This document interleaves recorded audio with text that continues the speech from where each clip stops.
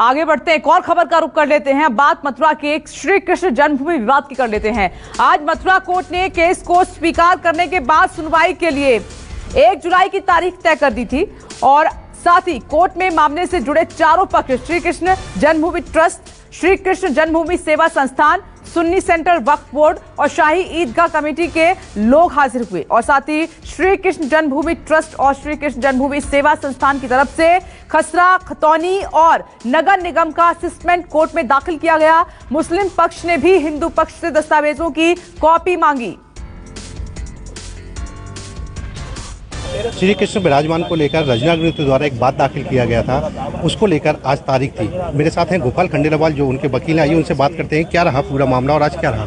नहीं, माननीय न्यायालय ने जो रिवीजन कोर्ट का आदेश था उसका अवलोकन किया, जो डॉक्यूमेंट्री एविडेंस थी उनका अवलोकन कर लिया। उनका अवलोकन करने के बाद जो पाया कि हमारा सूट रजिस्टर्ड होना चाहिए, फाइनल हियरिंग के लिए रजिस्टर्ड होना चाहिए, क्योंकि अपोजिट पार्टी इसमें पहले से उपस्थित थी। दोनों पार्टी को सुनने के बाद माननीय जनप्रतिनिधि महोदय ने आदेश पारित किया था। अपोजिट पार्टी इस समय भी उपस्थित थी। उन्होंने कहा कि हमको बात पत्र की नकल नहीं मिली है, जबकि उनको पहले से हम बात पत्र की नकल दे चुके थे। एनी हाउ कोर्ट ने कहा कंट्रोवर्सी मत जाइए, आप इनको बात पत्र की नकल दीजिए। हमने कोर्ट से निवेदन किया कि हमारी को इंटरिम सुविधा की रिलीफ नहीं है, हम चाहते हैं मुकदमा हमारा जल्दी से जल्दी हो। भारत की जनता के सामने सत्य है कि वास्तव में किस प्रकार ठाकुर जी की प्रॉपर्टी को गैरकानूनी रूप से एक ईदगाह ट्रस्ट को दे दिया गया था। तदनुसार कोर्ट ने हमको निर्देश दिया है कि हम अपोजिट पार्टी को बात पत्र की नकल दें और कोर्ट जो भी फर्दर डेट फिक्स करेगी अपोजिट पार्टी के फाइनल जवाब के लिए फिक्स करेगी। हम चाहते हैं हमारा मुकदमा as early as possible on merit पे हो। क्या मानते शाही जो 13.37 एकड़ जगह है वो शाही मस्जिद उसमें आती है? नहीं, 13.37 एकड़ का जो उन्होंने मसला लिया, खुद इन्होंने जो अपने डॉक्यूमेंट्स फाइल किए हैं अपने दावे की सपोर्ट में, जो बेसिस ऑफ सूट हैं उसमें खुद में ये मेंशन है कि 13.37 एकड़ ज़मीन की जो बाउंड्रीज हैं उसके पूरब की तरफ वक्फ की प्रॉपर्टी एग्जिस्ट करती है। तो लिहाजा स्वाभाविक सी बात है कि अगर पूरब की तरफ वक्फ की प्रॉपर्टी एग्जिस्ट करती है वहीं पर ये शाही मस्जिद बनी हुई, तो ये 13.37 एकड़ ज़मीन का भाग नहीं है। शाही मस्जिद दूसरी जगह पर है और 13.37 एकड़ ज़मीन दूसरी जगह पर है। आज रजना अग्निहोत्री की पहली तारीख थी, इसमें क्या सुनवाई रही और क्या हुआ कोर्ट पर, कौन सी तारीख मिली है? आज डिवीजनल कोर्ट के आदेश के अकॉर्डिंग उनका मुकदमा रजिस्टर कर लिया गया है, क्योंकि उनका मुकदमा पहले बिना रजिस्टर किए ही खारिज कर दिया गया था कोर्ट के द्वारा, कंसर्न कोर्ट के द्वारा, कि इन लोगों को मुकदमा दायर करने का अधिकार नहीं है, इसलिए मुकदमा भी दाखिल नहीं किया जा सकता। उसी के संबंध में इन्होंने रिवीजन फाइल किया था, जिसे कोर्ट ने मंजूर किया और ये निर्देश दिया लोअर कोर्ट को कि रंजना अग्निहोत्री वाले मुकदमे को भी रजिस्टर कर लिया जाए और इसे रेगुलर सूट के रूप में तय किया जाए। तो आज केवल उस मुकदमे को रजिस्टर किया गया है और हमें समय दिया है, जैसे कि हमने डिमांड की थी कि हमें प्लेंट की जो नेसेसरी कॉपीज़ हैं वो दिलवाई जाएं, उसका हम एतराज़ दाखिल करेंगे, उसके अकॉर्डिंग उन्होंने आगे की डेट फिक्स कर। तो ये थे मेरे साथ ईदगाह शाही ईदगाह मस्जिद के वकील नीरज शर्मा जी, और इनका दावा है कि जो मस्जिद है वो 13.37 एकड़ से बाहर है। जो दावा हो रहा है वो पूरी तरह से गलत है और इन्होंने बक्से बैठ का भी हवाला दिया है। अब आगे देखते हैं क्या कार्रवाई कोर्ट के द्वारा की जाती है। LK Sharma, Mathura, news 24। और ज्यादा जानकारी के लिए सीधे रुख कर लेते हैं, मेरे सहयोगी ऋषिकेश इस वक्त हमारे साथ मौजूद हैं। तो ऋषिकेश, जो भूमि का विवाद है उसको लेकर दस्तावेज पेश किए गए हैं हिंदू पक्ष की तरफ से कोर्ट में और अगली तारीख भी मिल गई है।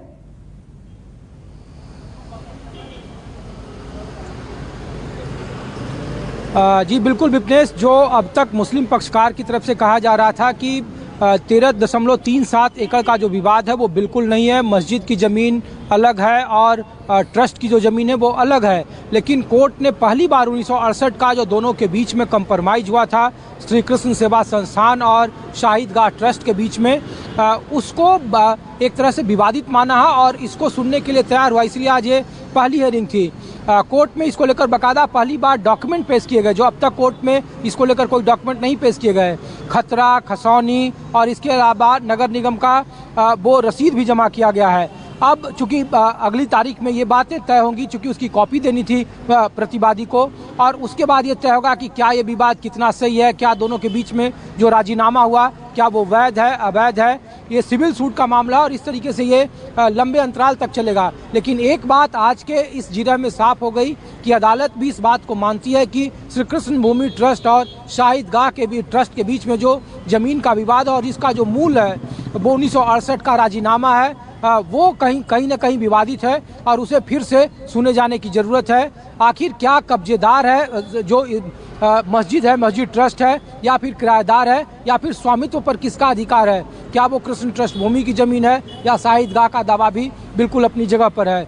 तो अभी आज की जो दलीलें हुई है, जो डॉक्यूमेंट हुआ है, वो सिर्फ और सिर्फ कागजों का वहाँ जमा किया गया है और फिर दोनों ही पक्षों को लिखित तरीके से जवाब दाखिल करने को कहा गया है। ठीक है, यानी कि मथुरा कोर्ट ने इसको विवादित माना है और इसीलिए अगली तारीख तय कर दी है। शुक्रिया आपका जानकारी के लिए। नमस्कार, मैं हूं मानक गुप्ता। अगर आपको हमारा ये वीडियो पसंद आया हो तो इसे लाइक और शेयर जरूर करें और हाँ, हमें सब्सक्राइब और फॉलो करना ना भूलें ताकि आप देश और दुनिया की कोई खबर मिस ना करें। तो जुड़े रहिए हमारे साथ और देखते रहिए न्यूज़ 24।